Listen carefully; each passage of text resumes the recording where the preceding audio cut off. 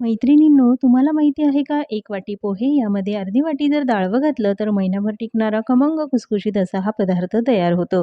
त्यासाठी एक वाटी जाड पोहे घेतले आहे, अर्धी वाटी भाजलेली चण्याची डाळ म्हणजे डाळवं घ्यायचं आणि मिक्सरमधनं फिरवून एकदम बारीक त्याची पावडर करून घ्यायची. ती चाळून घेतली. त्यानंतर यामध्ये दीड वाटी घालायचं आहे तांदळाचं पीठ.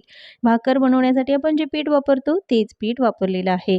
2 चमचे लाल तिखट, पाव चमचा हिंग, पाव चमचा घालायची आहे हळद, 2 चमचे तीळ, चवीनुसार मीठ घातलं. तुम्हाला हवं असेल तर थोडासा ओवाही घालू शकता. त्यानंतर 2 वाट्या पाणी गरम होण्यासाठी ठेवायचं.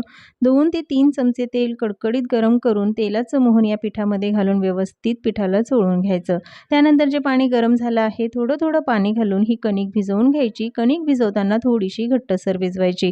लागेल तसं पाणी घालायचं आहे. त्यानंतर लगेच चकलीच्या साच्यामध्ये घालून याच्या छोट्या आकारातल्या या चकल्या बनवून घ्यायच्या. तर इथे मी मिनी चकली बनवली. तुम्हाला हवं असेल तर नेहमीची चकलीही बनवू शकता.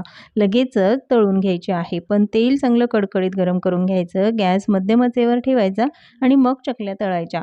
चकल्या तळताना तेलावरचे हे बुडबुडे जेव्हा कमी होतात म्हणजे चकली आतपर्यंत व्यवस्थित तळली जाते. महिनाभर टिकणारी चकली.